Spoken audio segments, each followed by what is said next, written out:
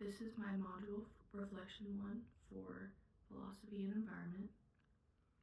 For the first question, Aldo Leopold's statement, "A thing is right when it tends to preserve the integrity, stability, and beauty of the biotic community. It is wrong when it tends otherwise," is a cornerstone of his land ethic. This ethic emphasizes that humans should view themselves as part of a larger ecological community and act in ways that sustain the health and harmony of this community. The word integrity, as used here, refers to the wholeness and complexity of an ecosystem. An ecosystem with integrity remains and maintains its native biodiversity, ecological processes, and interactions among species. An example would be like a forest has integrity.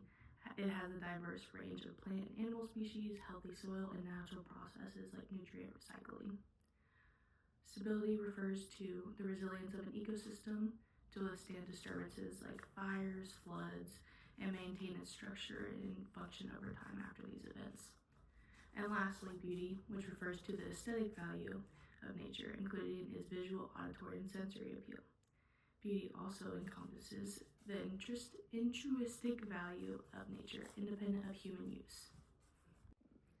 Some authors argue that these values may be insufficient or problematic because Leopold's ethics still center around human judgment of what constitutes integrity, stability, and beauty in nature, which may not fully account for all non-human perspectives. Another argument is cultural bias, and the definitions of beauty and stability can vary across cultures, leading to conflicting interpretations of what is right. On to the second question. Stephen Vogel's paper critiques the nature over culture, which separates nature, which is the non-human world, from culture, which is the human-built environment.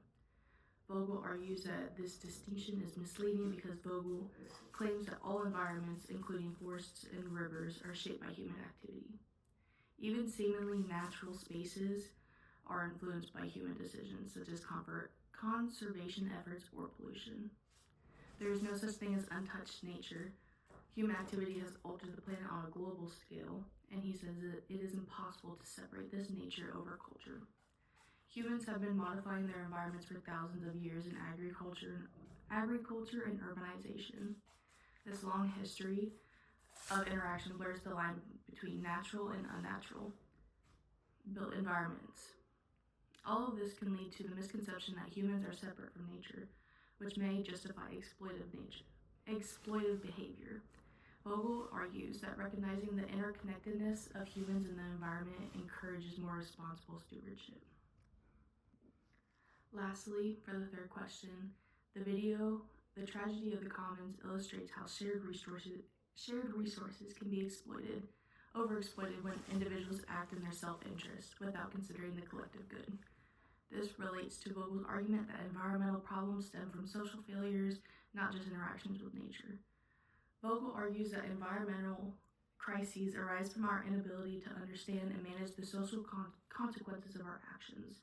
For example, like overfishing occurs because individuals prioritize short-term gains over long-term sustainability. The Tragedy of the Commons video shows how unregulated use of shared resources leads to depletion, highlighting the need for collective decision-making, and Vogel emphasizes the importance of collaborative governance to address environmental issues. This video demonstrates that without shared rules or agreements, individual actions can be hardened by the community.